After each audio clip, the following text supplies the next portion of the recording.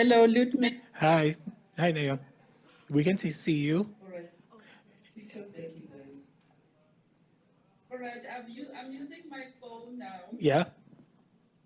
Has the meeting started? No, not yet.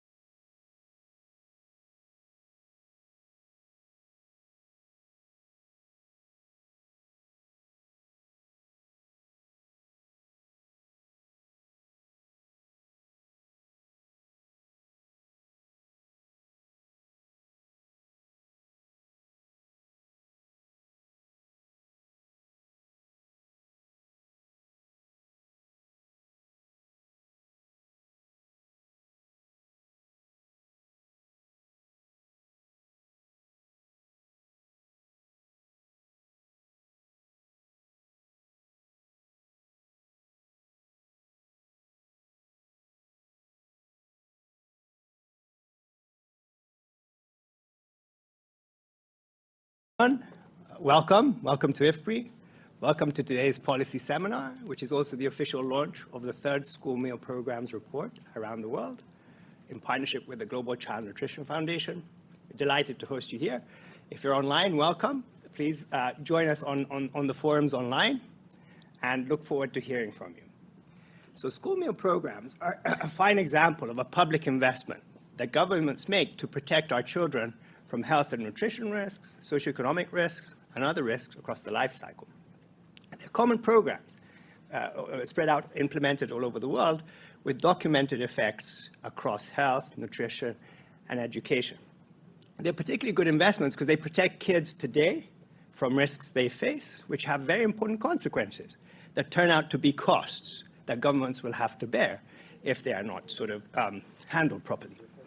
Now, these returns of investment are there over a child's life, so they are good investments as we accrue those benefits over our life.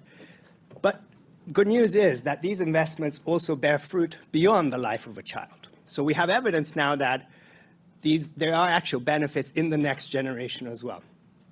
And these benefits accrue from health and nutrition risk, but at the same time, governments across the world are looking to improve the way programs are being run by, in some ways, making the best of those investments by trying to link them to agricultural development, for example, or employment generation for services across the sort of school feeding system.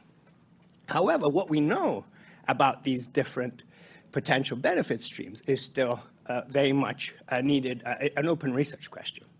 But what is clear is that governments have spoken, and we'll see today how pretty much every country in the world has made it clear that the question now is how do we implement these programs at scale, and how do we maximize the returns to this investment? So today we're lucky to be able to have a look at what the world is doing in terms of school meals by looking at data from the global survey that GCNF and partners have implemented that not only gives us a snapshot of what programs are doing, but also trends over time to see how programs have evolved and how we can continue to support the implementations of program at scale. I forgot to introduce myself. I'm Aulo Gelli. I'm a senior research fellow at IFPRI, and I'll be your host today. But without further ado, let me turn the floor to Purnima Menon, Senior Director here at IFPRI. Thank you. Thank you, Aulo.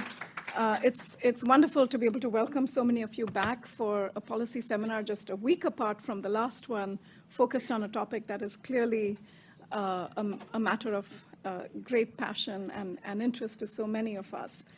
I want to situate today's event in the context of sort of the larger issues that I think many of us working in areas of school meals, child nutrition, adolescent education, et cetera, have been discussing and debating for a long time, and an area that, IFPRI has really had the honor and the privilege to have been very much part of.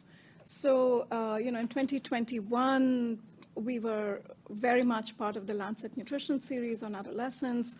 Adolescent nutrition, it was really a first for, in the history of Lancet series on nutrition.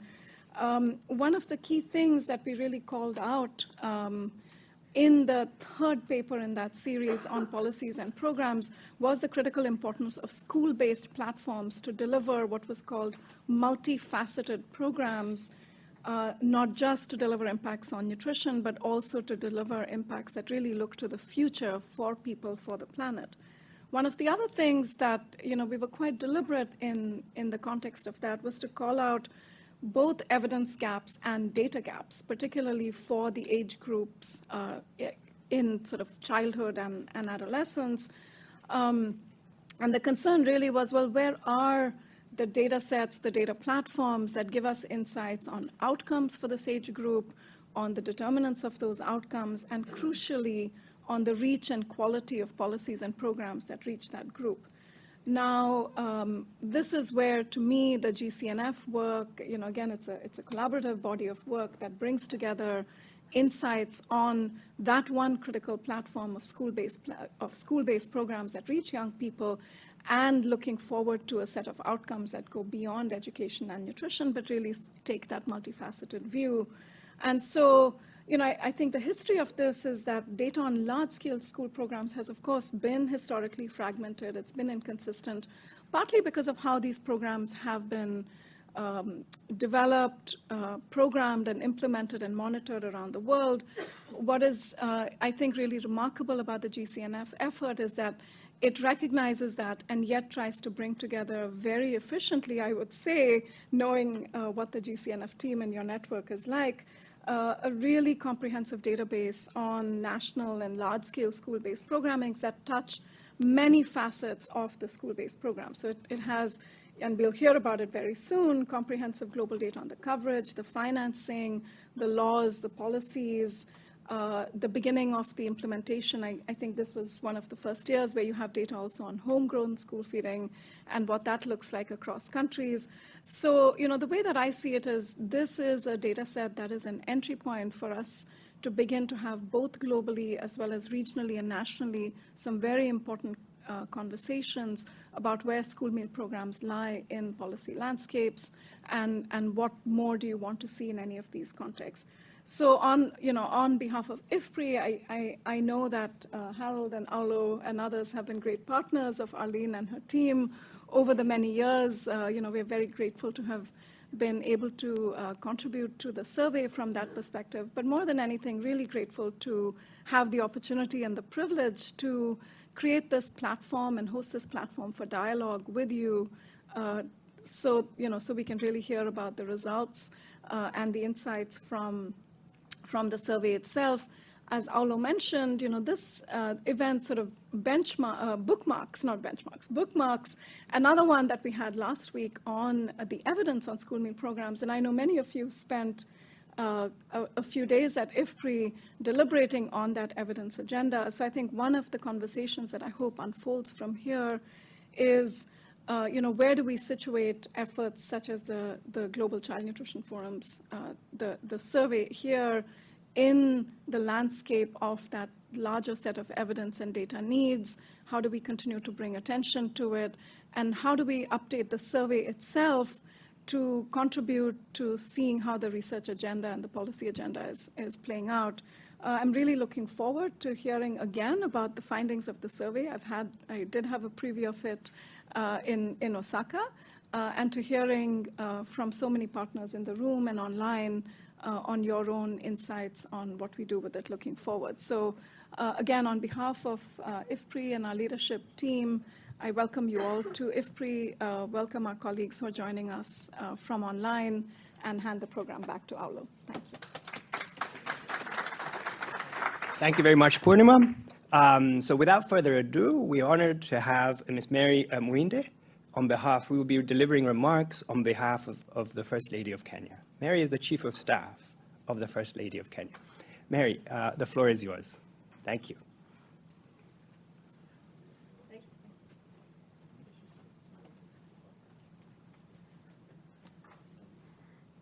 I don't know where to place my tablet. I think you can lean it on here. Michael, is it okay to close this? Thank you. Okay. Good morning, ladies and gentlemen, and everyone here.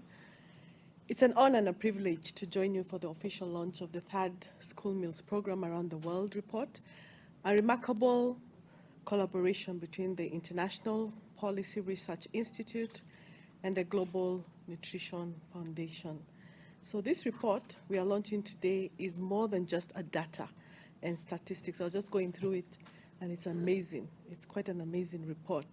So it's a clarion call to action and a testament to the transformational power of school meals around the world. So allow me to convey heartfelt greetings from Her Excellency, the First Lady of the Republic of Kenya, Mrs. Rachel Ruto.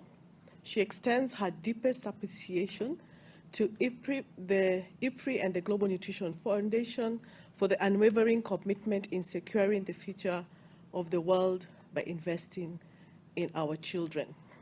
Her Excellency, Mrs. Rachel Ruto, has severally said that a plate of food is power in a child's hands. And she says that everywhere that she goes. This is not just nourishment. It is the power to dream, to learn, to grow, and to build a future filled with hope and opportunity. School meal programs are lifelines that weave together the threads of health, education, and economic prosperity. And as you can see, she does it practically because she knows the power of food in a child's hands. So in Kenya, the research by the Ministry of Health reveals that malnutrition drains about 6% of our GDP through healthcare costs and lost productivity. But beyond the numbers are the faces of children whose potential is stifled by hunger. We cannot afford this loss, not as a country, not as a continent, and certainly not as a global community. As we launch this report, we are not asking if we will ensure that every child needs or receives a school meal. The question is how we will do this sustainably, especially in a world where our donor budgets are shrinking and the demand for resilient solution is growing each and every day. So the First Lady of the Republic of Kenya has started an initiative dubbed Feed One, End Hunger, which aims to sustainably inspire a national conversation and culture in support of food security in our nation. This initiative has 3 pillars. One is child protection, the other is child participation, and child provision. This is inspired by Mother Teresa, who once said, and I quote, "If you cannot feed 100, just feed one." The First Lady of the Republic of Kenya has championed a 3-pronged transformational approach to achieve the universal school feeding goal of reaching 10 million Kenyans children by 2030. The first one is integrating school feeding with climate resilience. Kenya has faced the hardest and harshest drought in 4 decades, threatening both the food security and livelihoods in the country. In response, schools are being transformed into centers of climate resilience. Our ambitious goal is to increase Kenya's tree cover from 12% to 30% by 2030 through planting and growing 15 billion trees. And the First Lady has pledged to plant 500 million fruit trees in public schools. These trees will not only combat climate change, but also provide nutritious fruits for children and generate income to support the school feeding program. And there she is doing it practically. Secondly, empowering students through participating in agricultural activities. So the First Lady has a participatory approach of involving the learners in growing food in schools. This is through the 4K Club, modeled after the 4H model in America by the Ministry of Agriculture and Livestock Development, where students grow food in school gardens dubbed Mama Kitchen Gardens. So this teaches the children, the students, the essential value of food security, which gives them practical skills that can be practiced at home and makes them part of the solution that the school needs, with the produce harvested in the school farm during part of their school, and then the food, they harvest the food and they cook the food and they have it for lunch. From a vertical vegetable garden, this is a vertical vegetable garden like you have seen, to fish ponds. In some schools they have fish ponds and drought-resistant crops like cassava. These projects are turning schools into hubs of innovation and sustainability. Thirdly, strengthening household nutrition. School meals provide only 1/3 of a child's nutritional needs. The rest comes from home. Recognizing that nutrition begins even before birth, this First Lady is empowering women to be the cornerstone of household food security. Through partnership with the Ministry of Agriculture, women are receiving training, water tanks, seeds, seedlings, and support for agribusiness ventures, like you can see. The holistic approach ensures that nutrition is sustained from the household to the classroom. We are also working to increase the talent pool for agricultural mechanization through training of our tractor operations and agribusiness. Now, these strategies deliver a triple impact: enhancing food security, building skills and capacity, and fostering a culture that values food production. We are further encouraging schools to consider buying food rations from the neighboring farmers by reducing the miles in the meals. We reduce the carbon footprint in school meals, promote local economies, and ensure fresher, more nutritious food for our children. Ladies and gentlemen, every dollar that is spent on school meals has a long-term benefit to children, their households, and their communities. Our sustainable approach confirms that it is possible to empower communities to be food secure. So I want to urge the partners in this room to join us in positioning Kenya as an excellence of school feeding. This will be a learning center for the rest of the continent, led by our First Lady. The First Lady of the Republic of Kenya is committed to rallying her peers, the First Ladies from the whole continent of Africa, to adopt school feeding as a key strategy for advancing health and educational goals. This report we launched today is more than just an assessment. It is a roadmap. It will help us to measure progress, align efforts, and set shared measurable goals to ensure no child is left behind. Together, let us harness the power of school meals to change lives, communities, and the world. As I close my remarks today, I want to request you to join me in the clarion call that the First Lady, Mama Rachel Ruto, always says. She always says that a plate of food is power in a child's hands. Can you repeat after me? A plate of food is power in a child's hands. Can you do it with psych? Let's do it one more, but with a lot of energy. Together, a plate of food is power in a child's hands. Thank you, and God bless you. Wonderful. Thank you so much, Ms. Muinde. And the fine example of leadership from the government of Kenya, not only in taking the program to scale so impressively, but also that point about intersectoral coordination, which is key, really working to coordinate investments across the different sectors. And now we have the honor to turn to Brazil, which is a fine example of how this has happened. We have Dr. Veras Soares, who will tell us a little bit about an example of how Brazil has used data to help guide programming decisions. Dr. Soares, the floor is yours.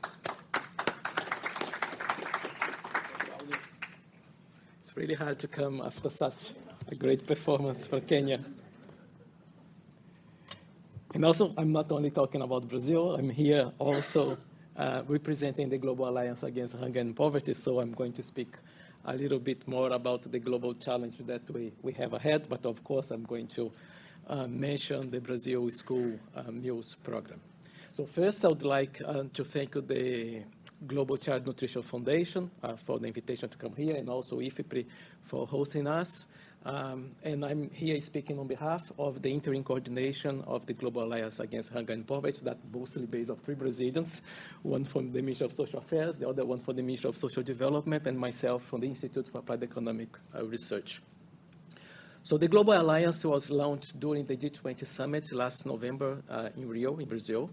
And although it was designed as a task force of the G20 during Brazil's presidency, the Global Alliance is open to all countries, to international organizations, to philanthropy, and to knowledge centers and initiatives. For example, IFPRI is one of the founding members, Rockefeller Foundation as well, the South African government. Kenya also is a founding member of the Alliance. WFP, the World Bank, IADB, that are represented here, are all founding members of the Global Alliance.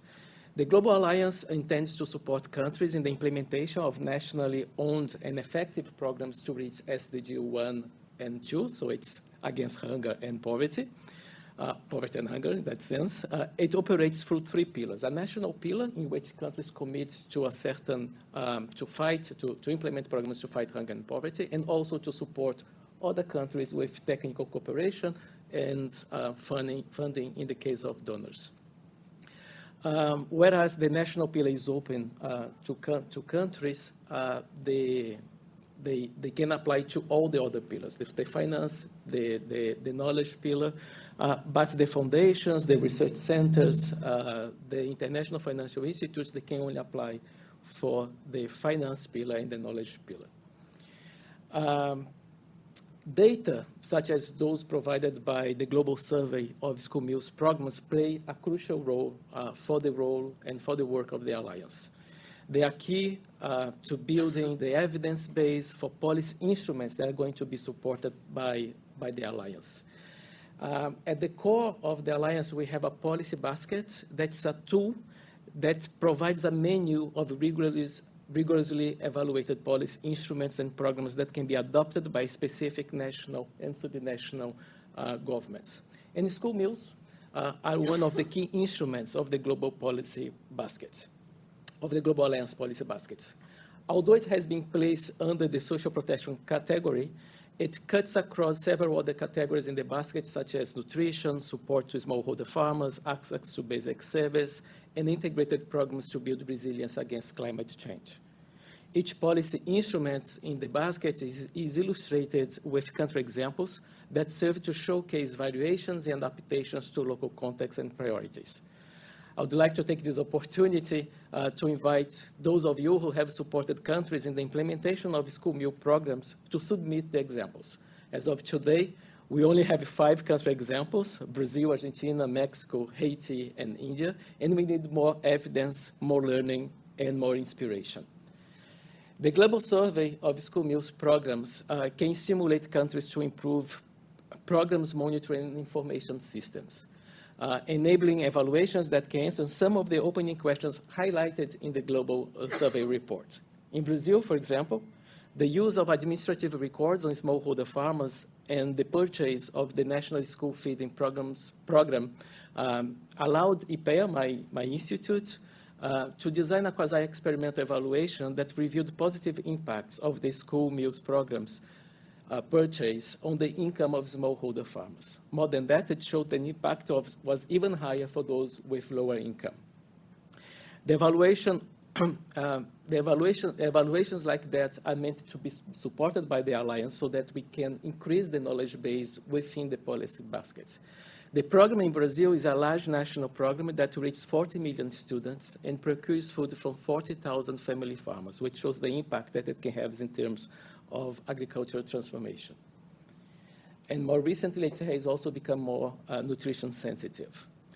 The Global Alliance aims to facilitate the mobilization and alignment of financial and knowledge resources to enable the large-scale implementations of effective public policies with a focus on countries most affected by hunger and poverty, prioritizing vulnerable populations. However, it does not aim to duplicate existing mechanisms such as the School Meals Coalition, but rather to enhance ongoing initiatives. The data from the global survey reveals that low and lower middle-income countries have much lower school meal coverage. During the Sprint 2030, an event held in Rio on the eve of the launch of the Global Alliance during the G20 summit, countries such as Kenya, Sierra Leone, Benin, and Nigeria committed to escalating their school meals programs. We also had partners such as CIF, Rockefeller Foundation, the Global Partnership for Education, WFP, FAO, UNIDO, the World Bank, ADB, African Development Bank, and several donor countries that pledged to support these efforts with both financing and technical assistance. This matching process is at the heart of the work of the Global Alliance. Finally, I would like to highlight the importance of the global survey of school meals programs in mapping innovations that ensure that school meals programs can act as a lever for food systems transformations and in some contexts also for structural transformation, supporting the achievements of SDGs 1 and 2, while also contributing to other related SDGs. I hope that in future rounds of the survey, we will be able to see the impacts of the Global Alliance and other initiatives in promoting partnerships that will ensure the expansion of school meals, as well as the adoption and adaptation of key design features that have been shown to have positive impacts across several dimensions of well-being and human development. Thank you very much.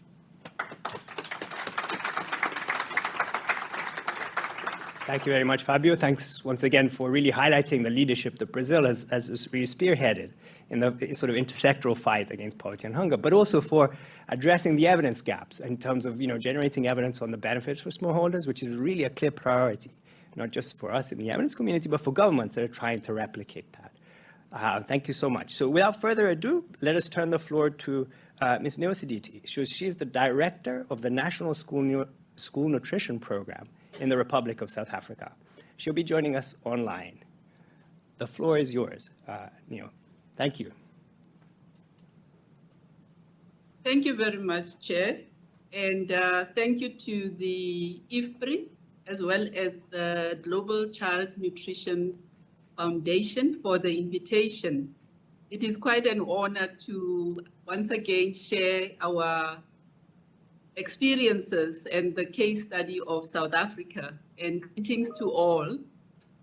I think what I want to start with is just to indicate that as most school meal programs, we also have the National School Nutrition Program, where we are feeding more than 9.7 million learners across the nation.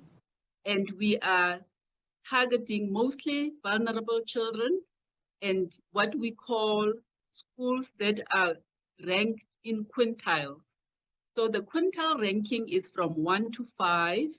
And in those quintiles, we will see that the quintile 1 to 3 are the most schools that learners are located from poor households.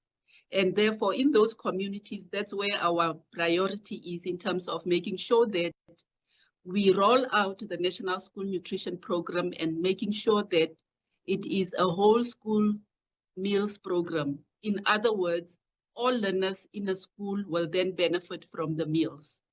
And most of the data that we get is that the data that we get, we actually are the ones that we have provided for the global survey report. And therefore, the data that I'm going to share with you, well, in terms of the 9 million learners and 21,000 schools countrywide, is that most of the data of learners that we get from the provincial education departments, because we have the various provinces where then the provincial education departments are located. Once we collect that data is the one that actually determines as to the budget that we must be able to solicit from the National Treasury. So data for us is cost-driven.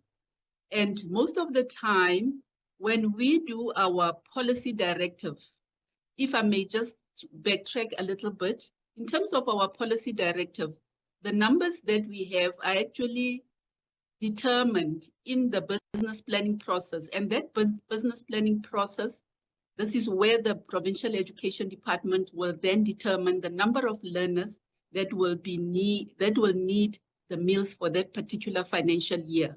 And once we have those business plans, these business plans are then provided to the National Treasury so that then they can determine how much budget there should be.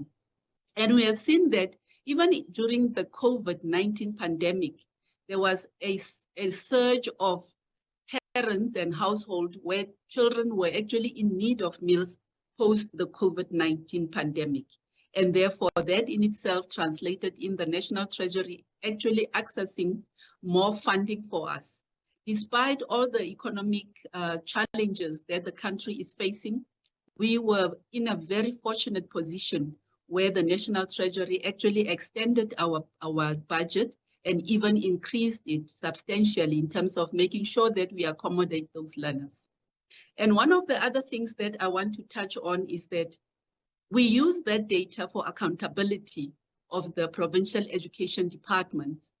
So on a quarterly basis, all the provincial education departments need to give us the quarterly reports. And in those quarterly reports, we also have something we call the monitoring, reporting, and response reports. In other words, those reports will actually go into detail in terms of assessing the key performance indicators. And one of them is that we will then look at an indicator as to what time feeding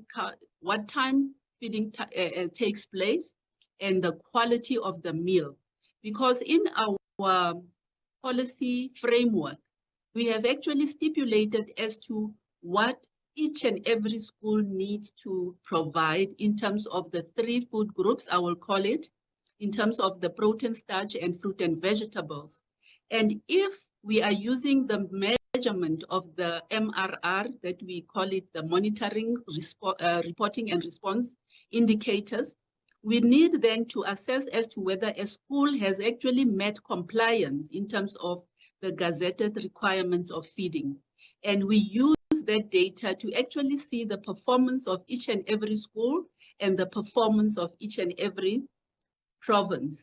And in that way, we are able to also identify the shortcomings or the gaps that needs to be fixed and the challenges that needs to be addressed. So our data system is quite solid in terms of collecting it on a quarterly basis as well as on an annual basis. And we use our monitoring tools also to make sure that we have a very solid an assessment report that will actually indicate as to whether the schools are performing well. The other thing that I wanted to highlight in terms of the usefulness of this data is that we are also doing quite substantial research on a 3 or 5 year lifespan, or rather time-bound span. And we normally would then use our, when we use, let's say, consultants in terms of doing that research, our data is the focal point, because then they are able to take our repository and actually use that in order to do that research analysis. One of the things that recently happened is that we have now the early childhood development that has been a mandate shift from the Department of Social Development to the Department of Education. And one of the things that we did was to actually look at the numbers of the ECD sites that are out in the communities and how we can integrate them and actually make a case for us to get more funding from National Treasury. And that was based on the data that we actually have in the National School Nutrition Program, because then we were able to assess as to whether, with the current data that we have or the current coverage that we have, how much more money will we need in order to cover for the ECD sites.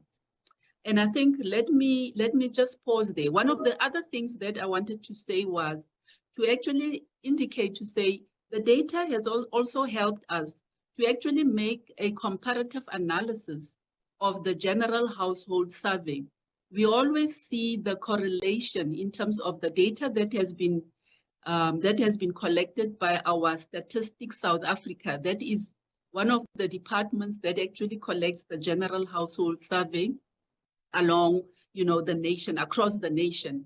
And they are able to ask the questions around school meals in terms of each and every household.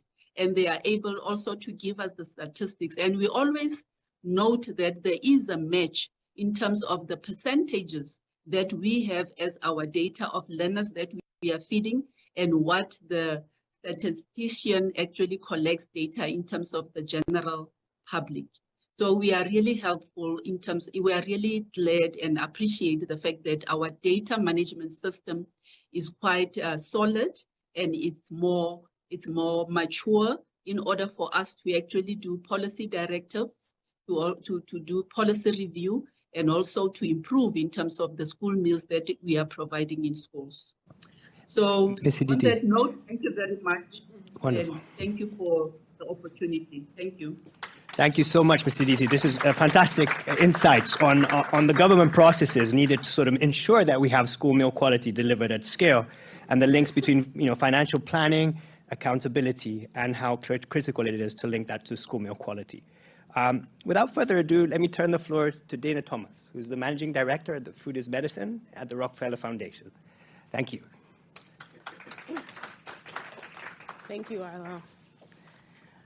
Good morning. Thank you to our partners at IFPRI and GCNF for this impressive work. Congratulations on a wonderful report launch. Thank you for inviting me to speak today. It is a pleasure to be here for the launch of the Global Child Nutrition Forum Survey. I am here today because of the Rockefeller Foundation's unwavering commitment to addressing two of the most pressing issues of our time: food insecurity and climate change. Today, 1 in 5 children is malnourished. Malnutrition remains the leading cause of death for children worldwide. This is not just a health crisis. It is a developmental and food crisis with economic and human consequences that will reverberate for generations. We know that climate change is not just an environmental issue. It is a food security issue, it is a health issue, and it is a children's issue. As the climate crisis intensifies, millions more children are going to bed hungry, not because there isn't enough food to feed them in the world, but because we are not producing it in a way that's accessible and sustainable for them or our planet. But here's why we're all gathered here today. We know that the extraordinary potential of school meal programs. They are far more than a source of nourishment. They are a lifeline. They are foundational to education, health, and overall human development. Across the world, we've seen school meals create ripple effects that extend far beyond the classroom, lifting entire communities. We also know that school meals are one of the most effective policy solutions available, one of the most meaningful investments a government can make. We know this because of the data, which is why the new insights from the Global Child Nutrition Forum Survey are coming at such a critical time. This is a landmark moment for school feeding programs. Over 106 countries have joined the School Meals Coalition. Of those, 50 countries have committed to providing universal access to school meals. Last year at the G20 Leaders Summit, governments, philanthropies, and multilateral development banks committed to reaching 150 more children by 2030. This would double school feeding programs in low and lower and middle income countries where the need is greatest. But our work is not done. As countries expand access to school meals, we have an unparalleled opportunity to double our impact by connecting supply and demand, feeding children while supporting regenerative agriculture practices that protect our land and ensure food security for generations, by sourcing from local and smallholder farmers who use sustainable methods, or adding drought and food-resistant crops like sorghum and millet to school meals. We're not just providing nourishing meals, we're cultivating a healthier planet. We're also spurring local economic development. This is where the data comes in. Already we know that for every dollar invested in a school meal program, we see a $9 economic return. For every 100,000 children fed, 1,400 jobs are created. If school meals were also a driver for regenerative agriculture, it could help farmers increase their yields by as much as 50%. Many of us in this room are working to elevate school meals as a global policy priority. Findings from this survey will help further make the case. The data in this report on homegrown school feeding programs, on the 20% of programs impacted by natural disasters, and on the impressive 78% of programs working to reduce food miles, fire usage are critical. This is the data that will help us advocate for climate-resilient, sustainable school meal programs, hold up the successes already achieved, and identify gaps for further study. That's critical. So here's my call to action. My call to action to you is simple. Let's use these findings to shift mindsets. Let's advocate for school meals that are not just a part of education policy, but part of a broader vision for sustainable development. Let's bridge sectors, connecting partners and advocates for climate, agriculture, human capital, and social protection to mobilize resources and support for school meal programs. Let's take these findings and use them to spark real change, whether it's in government, policy, corporate investment, or on-the-ground action, particularly now. Every single one of us here has the power to be a catalyst for this transformation. So in closing, I want to express my gratitude to all of the partners and the contributors who made this survey possible. Your dedication to child nutrition is an inspiration. I am quite confident that the findings will pave the way for a brighter, healthier future for generations to come. So thank you, IFPRI, and I look forward to seeing the impact the survey will have on advancing our shared mission.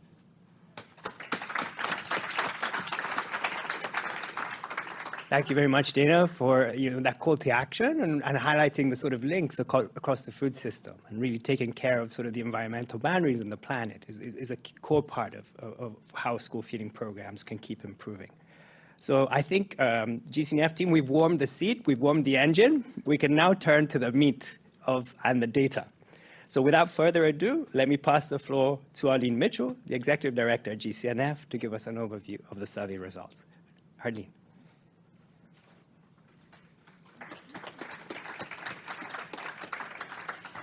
Thank you, Aulo, and thanks to all of our friends here today. I'm not going to give an overview of the survey because our team is going to do that. But I do want to take us back. And on April 10th, 2019, I stood right here wearing the same jacket with many of you and our other friends and partners when we were introducing the then brand new global survey of school meal programs.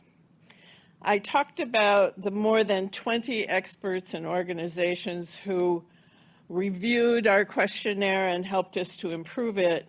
I talked about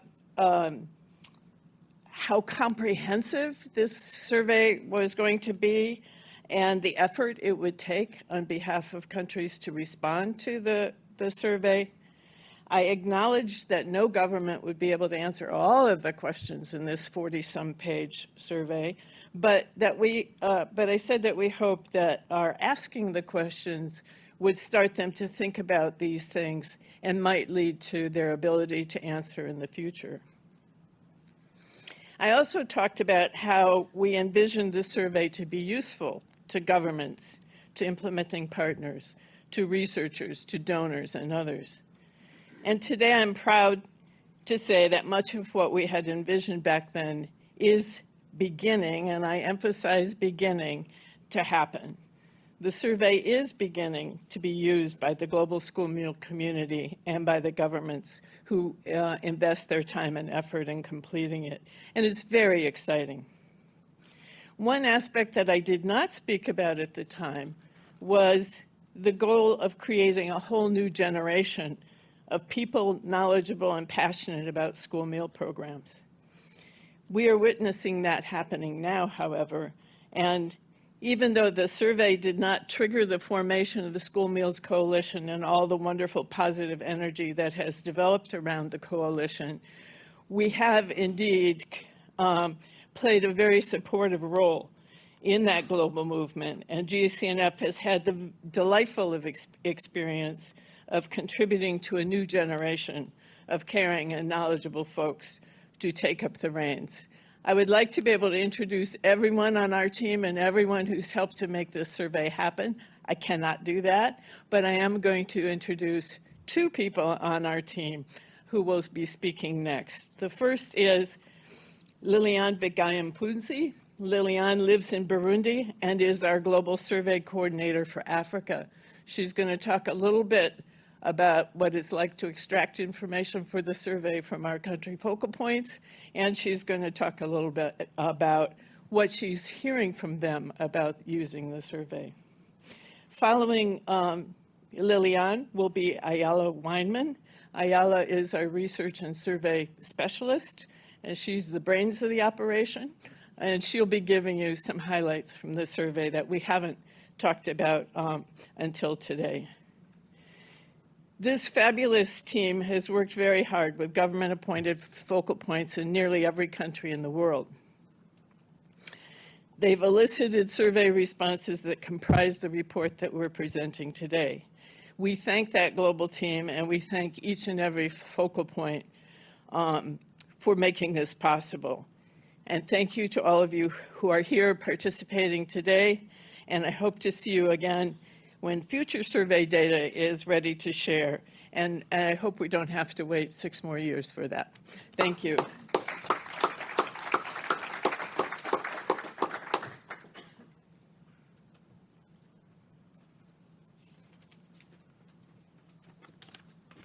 Good morning, everybody. Thank you, Arlene, for introducing me. This global report is a success in large part thanks to the national level focal points that complete the survey questionnaire. The questionnaire has an extensive number of questions, 47 pages, and often requires survey focal points to coordinate and gather data across government ministries. in many cases where there isn't an existing reporting mechanism available and functional. In some countries, there may be several school meal programs ongoing, managed by different partners, which require an additional layer of coordination to provide one comprehensive view of school feeding in a program of a country. We have found that through the process of completing the survey, focal points significantly deepen their knowledge of their own program. For example, a focal point from the government of Malawi shared with us that the exercise allowed him to gain a more comprehensive understanding of the program he managed, as well as other programs implemented by other stakeholders in the same country. In Tanzania, the government established a working group to help harmonize data from several programs implemented by partners throughout the country. That said, turnover of focal points is a real challenge for us. We have to do it again and again. As this is the third round, there is now more and more of a repository of data that countries can refer to.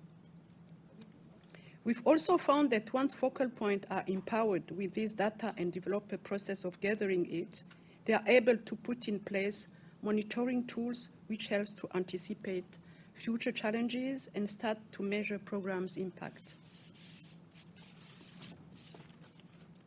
The survey report is a very user-friendly tool that can help also facilitate conversations with ministries of finance or other stakeholders. It is important that national structures take more and more ownership of their programs and put in place tools to monitor them, measure outcomes, and make them more robust. GCNF is proud to contribute to this by supporting them throughout this process. I will now give the floor to my colleague, Dr. Ayala Wineman, who will take us through some of the survey findings. Thank you.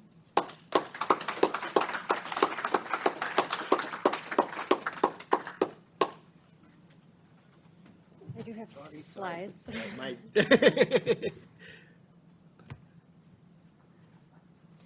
Okay, so I will be taking a few minutes to share some results from the most recent global survey of school meal programs, and I'll also provide an orientation to the various resources that I've derived from the survey, which you can yourselves delve into even after this presentation is over. So as you've heard, we have conducted the global survey of school meal programs 3 times since the year 2019. And over these 3 survey waves, 167 countries in the world have participated at least once, and 142 countries have participated at least twice.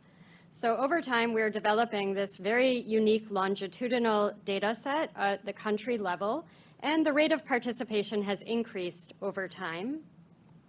In the most recent survey wave, which captured data from the 2022 school year, we had participation from 142 countries, which shared detailed information on 207 individual school meal programs around the world. In terms of the topics that are covered in the survey, you've heard a little bit about this, but I just wanted to sort of convey the breadth of topics that are covered. The survey captures information, as we heard mention, of national laws related to school feeding, budgets, information that can be used to measure school feeding coverage at the national level. At the level of each school meal program, it captures information on what foods are served and other nutrition aspects of the programs, different aspects of management of the programs, how beneficiaries are targeted. It captures information even on employment in school meal programs, on links to agriculture and homegrown school feeding, different ways in which school meal programs are affected by or have an effect on the environment. The survey includes space for the country focal points to provide their own commentary on successes and challenges related to school feeding in their context. And we even collect some information on the few countries in the world that don't or don't yet have large-scale school feeding. We specifically ask about their dreams and maybe plans for introducing school feeding in the future. So there are a lot of topics, and obviously in a few minutes we can't cover all the topics. I'll start with just a few key numbers that derive from the survey. With the Global Survey of School Meal Programs, we're able to document in a method that is transparent, rigorous, and has an established data quality control system. We're able to document that at least 407.8 million children globally received some food through their schools in the 2022 school year. In terms of coverage, this equals 1/4 of all school-aged children. So that's inclusive of children who are of the age to attend both primary and secondary school around the world. And when we narrow in on the population of enrolled primary school students, the global coverage rate for school feeding is 39%. And that's because many school meal programs tend to focus or concentrate at the primary school level. Through the global survey, we also can measure that the aggregate budget for school meal programs around the world is at least $67.2 billion US. This is really a testament to how many countries and communities see the value in school feeding. Now, we don't have time to cover all topics, and so what we want to do with these few minutes is pull out 3 storylines that we think are a bit intriguing and hopefully convey to you how rich and interesting the data resource is. So the first storyline has to do with the link between school feeding and school enrollment. I think we know in this room that a key objective of school meal programs is to reduce barriers to education and increase enrollment. And we now have this very new, unique data set which can be used to analyze across country this link between school feeding and school enrollment. And so the first thing we did is run a cross-sectional regression with the dependent variable being the enrollment rate at country level. And what we see in this analysis for the year 2022 is a positive and statistically significant association between school feeding coverage rate in a country and the enrollment rate at both the primary and secondary level. So we're able to use the data to document this relationship. Now, as I've mentioned, we repeated the survey 3 times, so we do have a panel at the country level, which means that we can do a panel regression with country fixed effects to narrow in on the relationship between variation over time within a country in terms of its enrollment rate and variation in its school feeding coverage. And what we find is, again, a positive relationship, a positive and statistically significant association. And so while this isn't necessarily a causal story, it is suggestive of the potentially transformative impact of school feeding, which we can pull out from this data resource. Now, the second storyline we want to share has to do with the school menu. The global survey captured the rate at which different food categories were planned to be or reported to be served in school meal programs. And what this table shows is the percent of programs serving each of these healthy food categories, disaggregated by country income level. So a darker color indicates that a food item is served more commonly. And some stories that we pull out from this analysis, we see that some products like legumes and liquid oils were reported to be served more often in lower income settings. And other products like fruits, dairy, cruciferous vegetables are much more commonly found in settings that are at higher income. So this has implications for how school meal programs can have nutrition impacts, especially in lower income settings, or their potential to. We also note that it is actually more common for school meal programs to serve refined or milled grains compared to the rate at which they serve whole grains. For products that are sort of unambiguously unhealthy, such as deep fried foods and sugar sweetened beverages, The rate at which school meal programs serve these products is pretty low, and this is a reflection of the way school meal programs often do have a nutrition objective.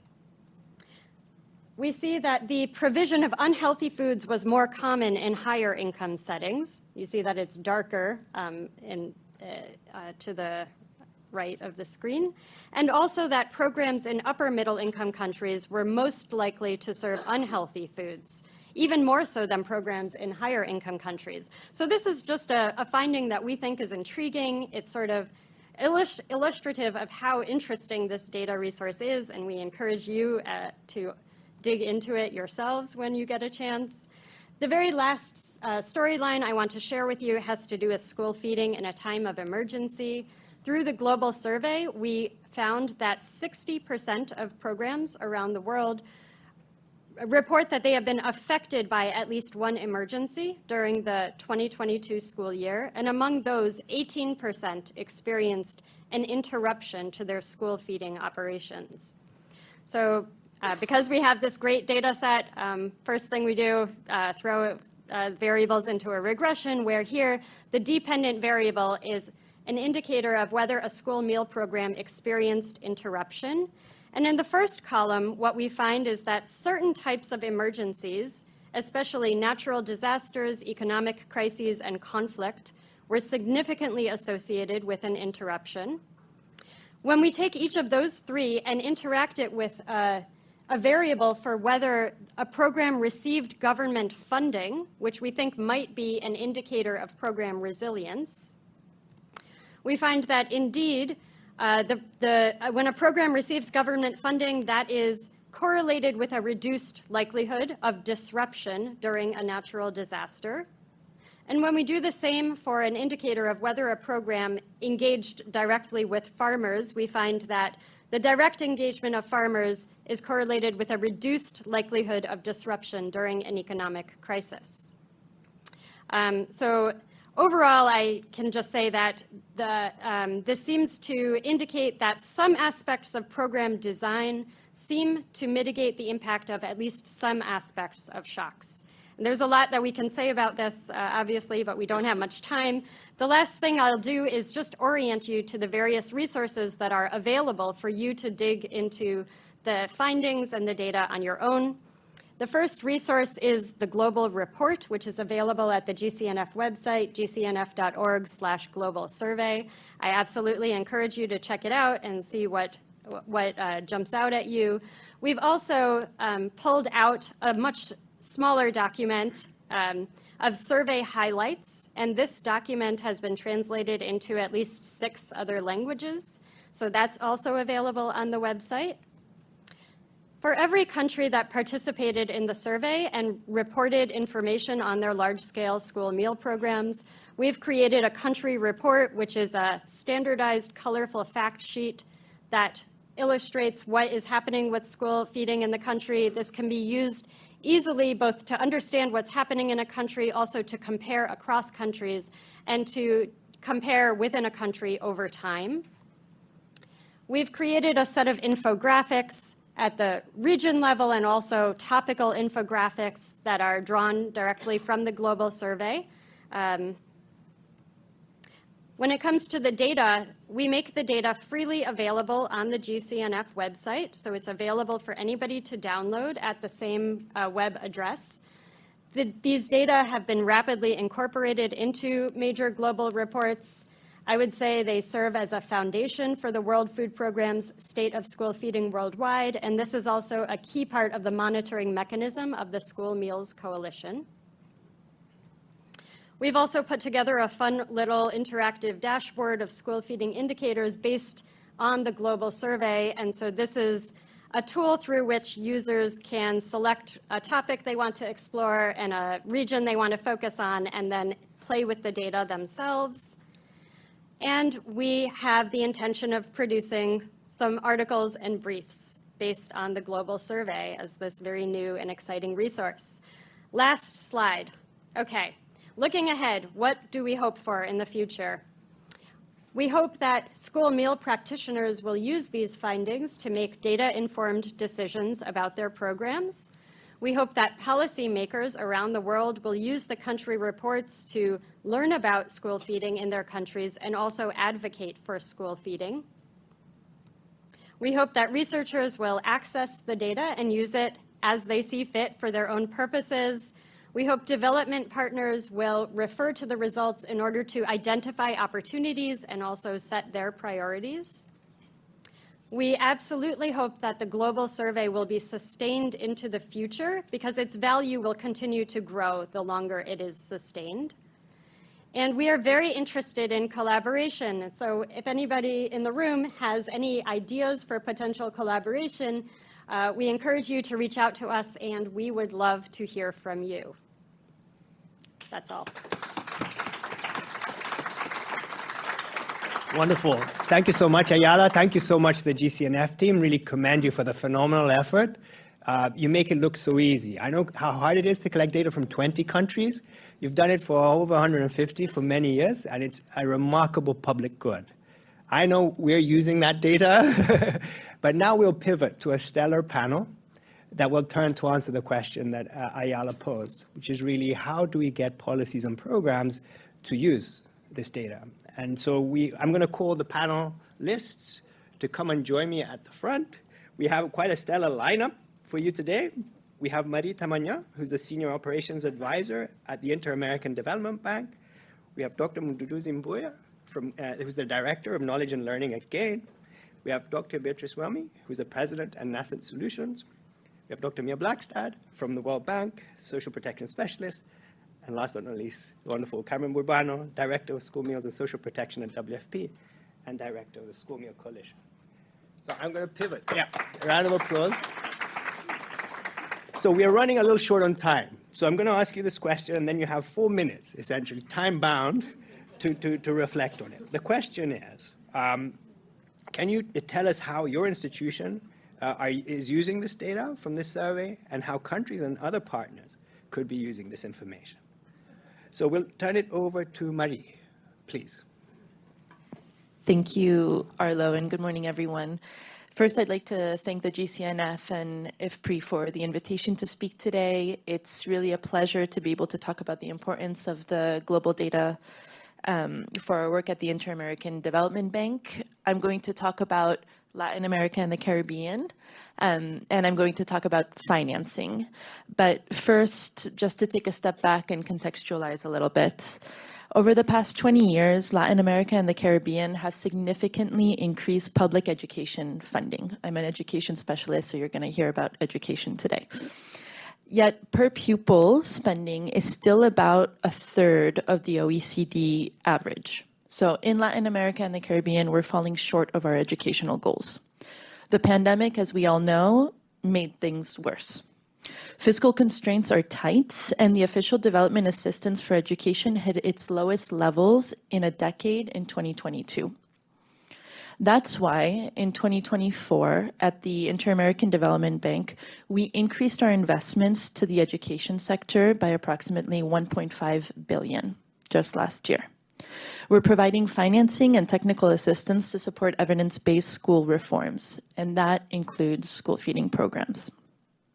In recent years, we've re-engaged in financing school meal programs. We joined the School Meals Coalition. We've been collaborating closely with the World Food Program. And just last year, we joined the Global Alliance Against Hunger and Poverty.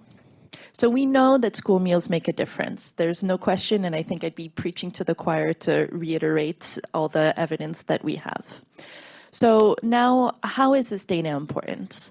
First, for me, the biggest importance of this data is that it's not our data. It's not multilateral data. It's not GCNF's data. This is country data. It comes from countries. It's provided by countries. And what that means is that it gives us an in when engaging with governments around policy, around school feeding. It allows us to engage in conversations much more easily.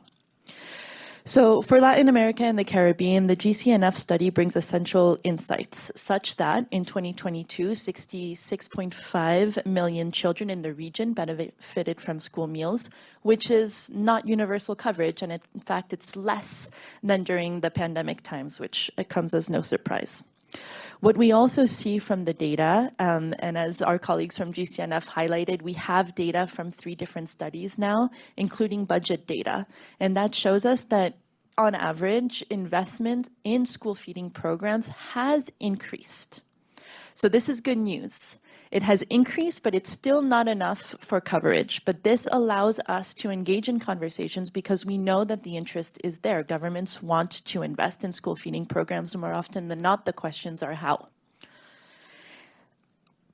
One of the interesting things in Latin America and the Caribbean is that 99.9% of the programs are financed by domestic national budgets. That's national budgets, regional budgets, local budgets, but it's nationally financed.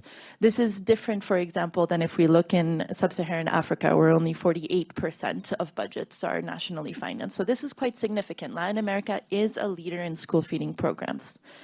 So how this data helps us is, first of all, to be able to explain this to counterparts, to be able to engage in these conversations. But now the real question is, okay, the money is there, the interest is there. How are we more efficient with the funds that currently exist? If we're not reaching the most vulnerable populations, how do we do that with the budget? How are we smarter with the money that we have, knowing that there's not enough financing? And the other part of the conversation is, okay, how do we mobilize more financing? What kinds of conversations do we have with finance, with other sectors, with climate change, to ensure that we do bring more financing for school meals program, not just from an education perspective, not just as a Minister of Education, but from health, from agriculture. And so this is how, for the IDB, we have been using this data. This is how we intend to continue engaging with this data and with our partners, and to continue not only financing operations, but really supporting governments in making and strengthening these programs as their own. I'll stop there.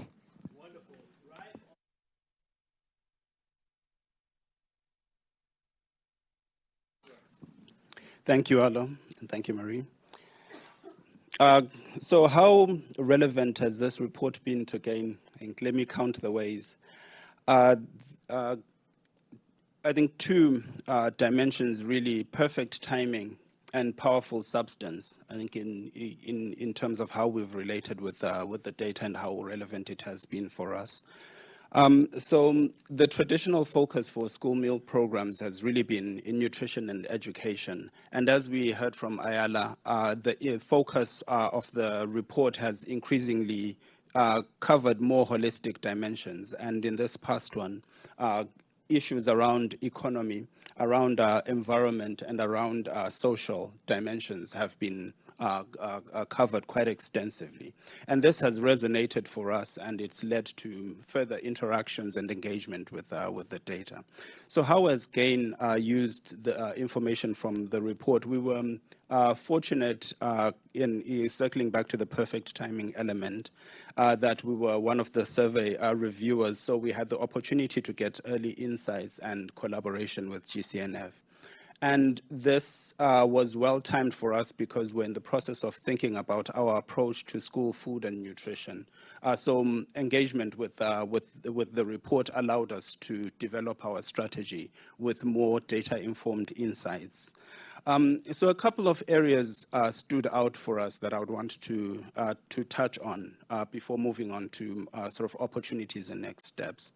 So first, the role of small firms and non-farm private sector. I think it comes out quite clearly, at least from us, from where we sit, and from the lens through which we're looking at the data. And SMEs are central to food systems, but the traditional focus of homegrown school feeding and other similar interventions has been on farmers. So an increasing focus on the non-farm private sector really is an important element for us and gave us some clear opportunities for engagement and intervention. And then second, prioritization of environmental sustainability. GAIN has been interested in looking at the linkages between nutrition, climate, and the environment. So seeing how we can bring those elements together in thinking about what goes into school meal baskets really also presents an important angle for approaching school meal feeding and looking at them as opportunities for intervention. And related to that point, the diversification of the school meals basket. So I think we can see from the data and from the report that there's an opportunity to link with stable demand and reliable distribution channels, so that we are not looking at school meals as a standalone or school feeding as a standalone program, but as a part of a value chain that interacts both with the demand environment as well as the distribution channels that exist in a local economy. So we see and we have opportunities to think about locally produced foods like eggs and beans alongside more industrialized components and nutrient-enriched crops. So those are areas that stood out for us. And that presents a depth of knowledge, but there are also key gaps that we see. So I'll speed up.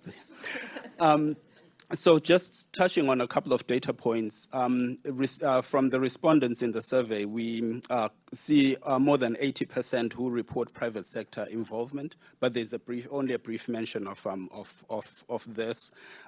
Student voices are largely absent, and those two elements have led to interaction or engagement with the GCNF. On the first one, we're collaborating with the GCNF currently to think about non-farm private sector and their role in school meal programs, and also engagement with students. We have programs that focus on that. And then thinking ahead about for us and maybe for yourselves in terms of how we can make this a perfect timing moving forward, we can start to position school meals in the context of food systems transformation. It's an opportunity to drive policy coherence by bringing together social protection sectors, ag, health, and nutrition ministries, but also we can use the findings from the report to advocate for intervention. There are key moments in 2025 that already exist. N4G is coming up, the first summit of the Global Alliance Against Hunger and Poverty, and also UNFSS +4. Those are key moments that we can use to drive policy and use this policy coherence element to formulate or to advocate for policies. Thank you. Thank you very much, Nu. I keep moving closer and closer. The more you guys, I'll be sitting right next to you. Thank you so much. Beatrice, over to you. Thank you so much to GCNF and to IFPRI for the wonderful opportunity and the platform that you're giving implementers like us to share our experience participating in the survey. I think nascent as an implementer, we have looked at the survey, contributed to revisions of the survey, and then we have worked with government and partners and point of contact to complete the survey. And working in countries that have demonstrated a big interest in taking care of feeding their children, but lacking the ability, lacking the capacity to engage fully and commit. It has been a little bit of a challenge for nascent, and taking active participation in working with the governments to complete the survey has, in our opinion, been a wake-up call for the two countries that we have led in completing the survey. From our perspective, we see the survey now from that point as a tool for advocacy, because we go through all the questions on the survey with them, and each of them, beginning from coverage, policy, basket, engagement of community, data collection, we see that most of it is areas that they need to now be thinking seriously as they move into drafting a policy or refining what they have. And when we look at other countries, we guide them, we share information from other countries with them. How much percentage of the coverage, for example, I think Malawi was here yesterday, and they have 40% coverage of school feeding in the country. But how much of the school feeding basket is locally produced? That is where we come from. That is where the data, when they look at Kenya, when they look at Japan, like yesterday, how much food in the Japan school feeding program is coming from outside of the country? So we're pulling the attention of our government to the fact that the school feeding program is not a distribution of meals. We are looking at it to inform us as implementers, to develop with them a theory of change that is going to change the trajectory of the school feeding program in the country. How much is the government putting into the school feeding budget? Fortunately, we had a conversation with CIF and with the AFDB now opportunity. Our governments are looking closely at how they can partner with those funding agencies to now be coming up with a practical, sustainable school meals program. Data is good. The numbers are good, but something has to be done. I am not going to be citing the numbers. In Malawi, for example, we have 7,117 schools in the country, primary schools, but currently we have only 23,000 that are benefiting from school meals. What percentage is that? Now, going to Cameroon, we don't have, the government of Malawi at least has $112,000 invested in school meals program. How much is that compared to the total amount of funding that comes to the school meals program? Now, when we look at other government agencies that are critical participants in the school feeding program, Department of Agriculture, Gender, Health, Water and Sanitation, Finance comes like almost the last. And they're supposed to be leading the initiative, leading the discussions here. How are we pulling? Coordination is a key component of the Sustainable School Meals Program. And when we look at the survey, the question of who else is involved in the school meals program, to a large extent, it's either the Ministry of Education or the Ministry of Health. When are we going to come together? Because coming together as we advocate in our bottom-up approach is distribution of responsibility. I'm talking from the point of view of fragile economies in Africa where we don't have the capacity of government to fund the school meals program on its own. Thank you so much. So the gaps that we are seeing from the data are indicating that we need to do more. The governments need to do more. Let's also, as GCNF, look at how we coordinate and share the responsibility. We are working on the data with the government, and we are doing the same things that everybody else is trying to do to awaken them to the potential of school meals programs. Thank you. Thank you so much, Beatrice. Mia, over to you. Great, thank you. Hi, I'm Mia Blackstad. I work with the World Bank. I'm a trained nutritionist, but I have the very fun role of hiding in the social protection department and trying to squeeze every ounce of nutrition and food security that we can out of our $30 billion portfolio just within the social protection department. So we cover about 250 million people across the world, and by 2030, our ambition is to scale that up to an additional 500 million people. So from my opportunistic optimistic perspective, that's a whole lot of school meals that we can do.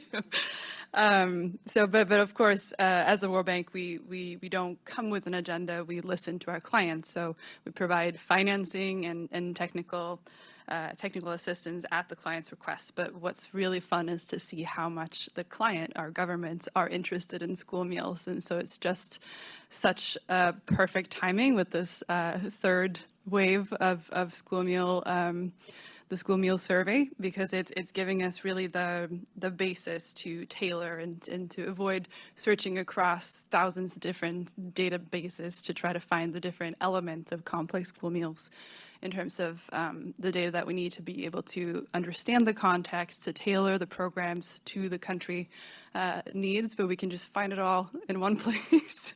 So we're really thankful and grateful about that. And so it's actually really exciting because the World Bank, across different departments, across agriculture, education, health, and of course social protection, we're thinking more and more about how we can meet this client demand and scale up our investment in school meals. And so being able to look at the disaggregated data across jobs and agricultural value chain and all the good stuff that GCNF is providing us, down to coverage by demographics and sort of complementing our approach to covering the most vulnerable first, and even into sort of the how of the procurement details, and whether it's local procurement of food versus import. All of this is incredibly needed. So if my colleagues from education and from agriculture and for health were here today, they would probably say the same things.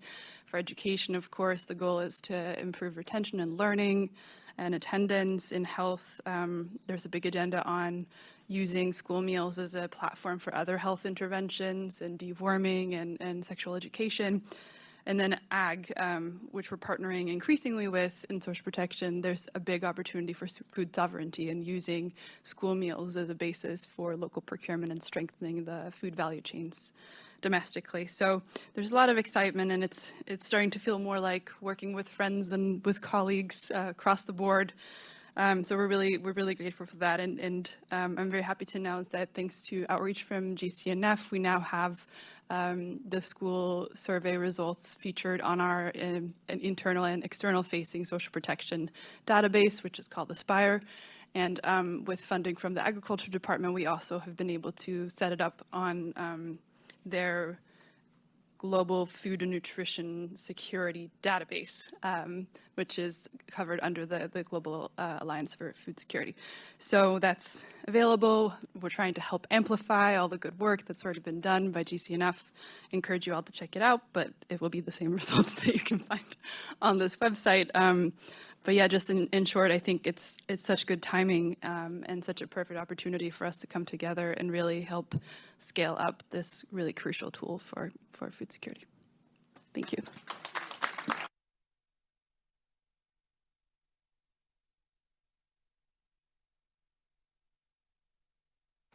There, okay. I'm Carmen Burbano, and I'm here with my two hats. I'm the School Meals and Social Protection Director for the World Food Program, and I'm also the Director of the School Meals Coalition Secretariat. You've heard a lot about the School Meals Coalition today.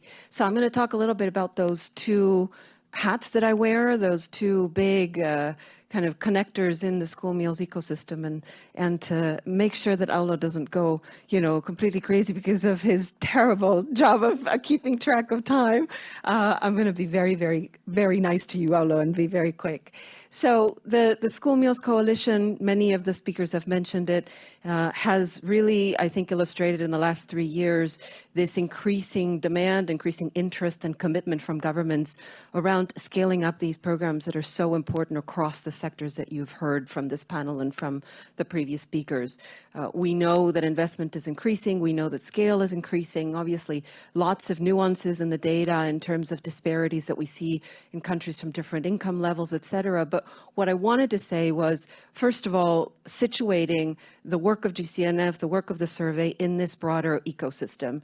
And one of my first messages is that, of course, there's a lot more demand for data, a lot more demand of evidence and information from, first and foremost, the governments, decision makers in these countries, these clients that we all now have that are really the ones that are responsible for these programs for millions of children around the world. So it's an environment that's thirsty for data, and I think it's very much overdue. Those of us that have been working on the school meal space for many, many years, of course, have been, contributing to this for forever.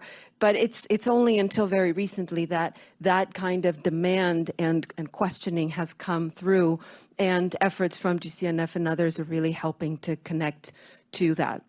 So your question, Aulo, was how are we, from WFP, from the coalition, really incorporating the contributions of GCNF? Maybe let me highlight 4 main issues. One is obviously the survey and many other efforts from several other partners are helping to enrich the data environment that we now have. The School Meals Coalition has 2 initiatives that were created specifically to respond to that demand that we were getting from governments. The first one is the Research Consortium for School Health and Nutrition. That is an initiative that is hosted by the London School of Hygiene and Tropical Medicine. And they are a whole consortium of which IFPRI is a part of, and others that are consuming that data and analyzing it and turning it into more and more evidence. So that's one really important contribution. The other one is the Data and Monitoring Initiative of the coalition, hosted by WFP. The job of that initiative is essentially to centralize and to curate data for governments, including the new School Meals Coalition database that was launched last year. So the GCNF survey, and we've worked with Arlene and the team last year to make sure that GCNF data is included in that database. And of course, that has supported and formed the basis for much of the information that is now housed as part of the coalition data through the database. The other big point in which the survey is important, and we heard it from GCNF here, is that every 2 years, WFP, as the UN leading agency for school meals, publishes official numbers on school meals coverage, financing, et cetera. There's about 6 or 7 core indicators that are updated every year, well, every 2 years through the UN systems. And so this year, of course, as a survey year, that data from GCNF is going to be used together with other information that we have to publish the official figures in September of the coverage and the scale of school meal programs, the financing, et cetera. That's coming through the State of School Feeding Worldwide, which is now, as of 3 years ago, the official reporting mechanism of the School Meals Coalition. So again, it really is helping to strengthen those numbers, strengthen those figures as we make more information available for governments. Finally, we 4 years ago, started a discussion with the other sister agencies of the UN system to point out that we have a huge gap in global information architectures around school health and nutrition, the school-age child and their nutrition and health status. And so last year, we finally had approval for a new SDG indicator under SDG 4 that is incorporating coverage of school meals. And so we report through the state of school feeding, and we will be doing that in September with UNESCO. GCNF data, of course, is part of that effort and is feeding into that new SDG 4 reporting mechanism. So lots of different ways in which this work is really helping to strengthen and helping to institutionalize the work that is then available for governments for better decision making. So thank you, Aulo, and thank you to GCNF for this wonderful effort. Wonderful. Thank you so much. Round of applause for the whole panel. So we're running short on time. So we'll take 2 questions, one online and one from the floor. So from the floor, line up by the microphone. Hopefully don't fight over it. But let's turn to an online question. And I'll ask this question to Arlene.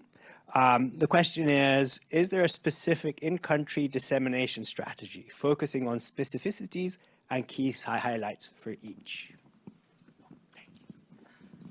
Thanks, Aulo.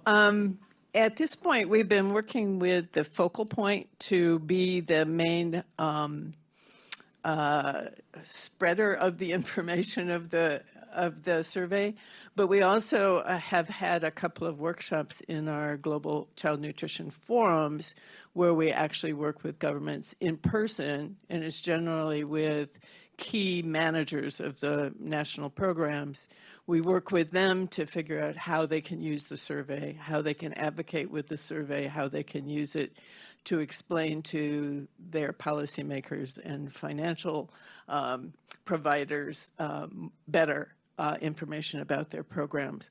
This is something we call on all of you who work with governments as well to use. Ask them about their survey results, give them pointers about how they could use it with you or with other partners to move it forward, because we think they need some help in thinking through how they can best use the survey results, and it's pretty important that they do. Wonderful. Thank you so much, Arlene. So we'll take a question from the floor. If you take a second to introduce yourself and then ask the question. Thank you.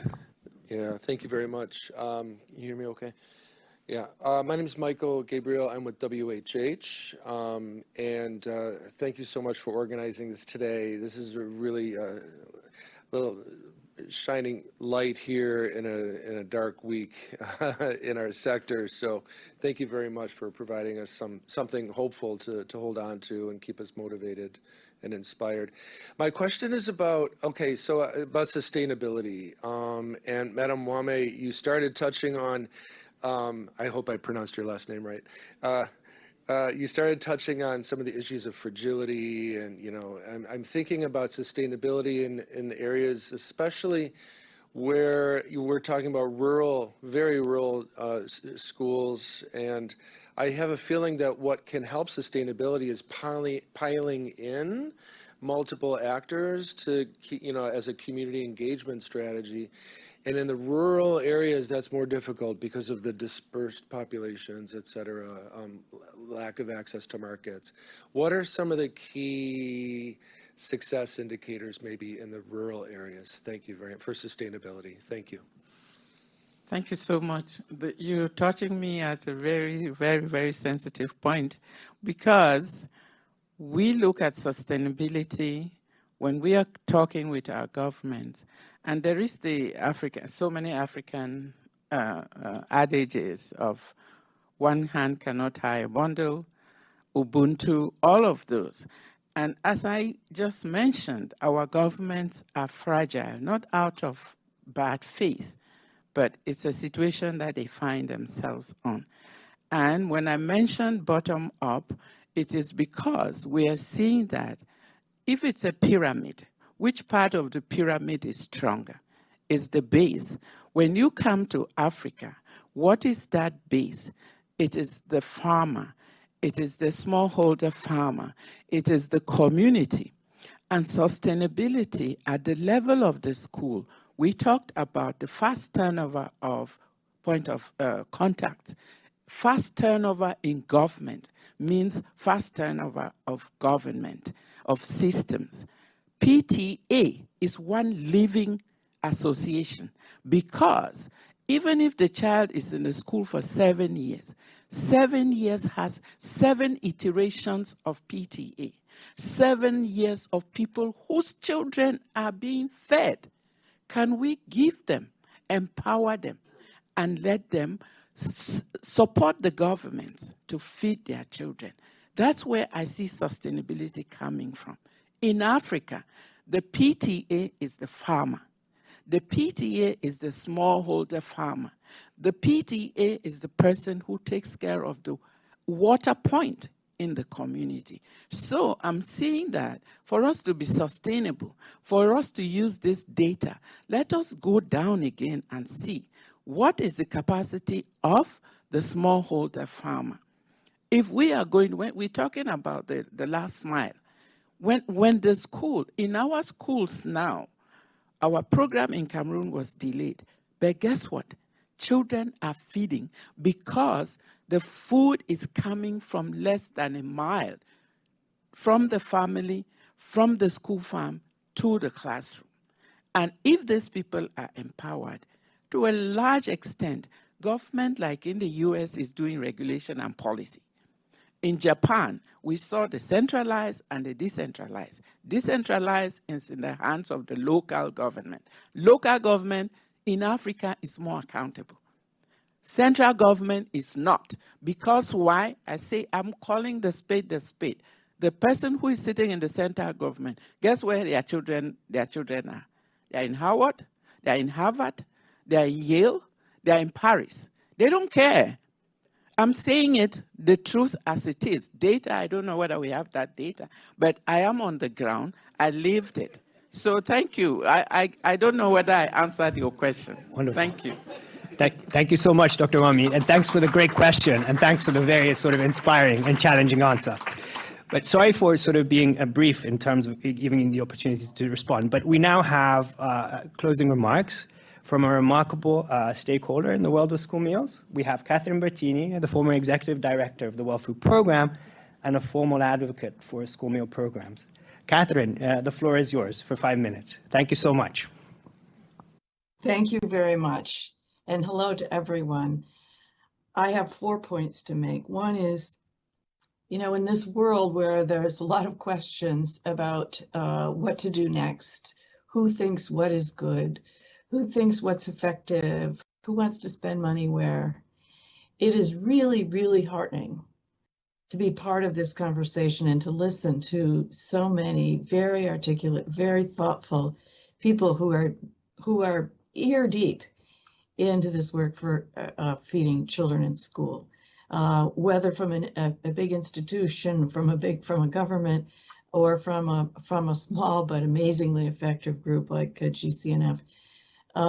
It's very heartening to know that this community not only exists together, but as I think it was Arlene who said, so many more people are being involved, so many more people are deciding this is important.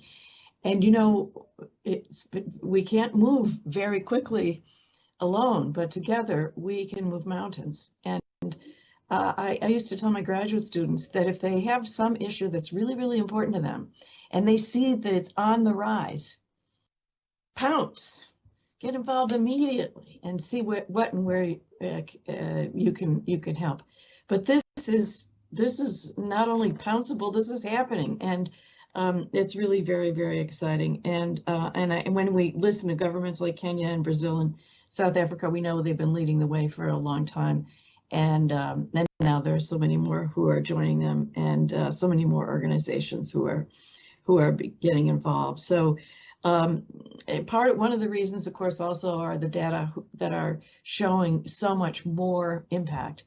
And we're not just talking about sending a package of food or even growing food in the yard of a school, because as several people pointed out, we're talking about impact on GDP, impact on health outcomes, employment outcomes, on education, and on future generations. It's so much more. So that's number one. Number two is what a difference 30 years makes. I mean, this goes a little bit back because I'm kind of been in this space for a long time. When WFP was having school meals, important program, but one of many programs. And then, you know, there was an American ambassador named George McGovern who came around, and this was in the late 90s, and said, you know, wouldn't it be nice if we had a world where every child had food at school? And to think that now these data are talking about 25% of all the children in school that were surveyed have meals, and 39% of all the children in primary schools. I'm beyond excited, and in his grave, I bet he is also. And in that context, when WP had our regular school feeding programs, we had the chance to, with new energy at that time, to really bump up school feeding. And the person that was doing that was Arlene Mitchell. So Arlene, you're a lifelong school feeding person, and that your experience has really made a huge difference. Then that's my third point, Arlene. And then finally, you know, probably when a lot of us were growing up or in school, and certainly millions, billions of people may be thinking this today, we think, how can I change the world? What is it that I can do to make the world better? What is it that I can do so that the next generation is better off than the last? We found it. Feeding children in school. It helps the whole world. Thank you all for your dedication.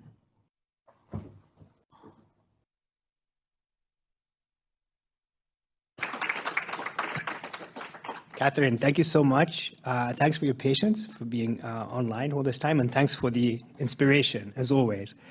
So in response to this call to action, before we break, and we break for lunch, for those in the house, and let me just say that on the IFPRI end, we are really taking this call very seriously. We have a program of action that we've developed with you all and with our partners. This year, we're going to spend a lot of time trying to fill sort of the evidence gaps that have been highlighted. And I really look forward to sort of seeing you in this forum and in others with our partners to try and address this very important rallying call. So once again, a round of applause for panelists and speakers. Thank you so much, and have a good rest of the day. Thanks for you online for keeping the attention to the event. Thank you so much. Bye-bye.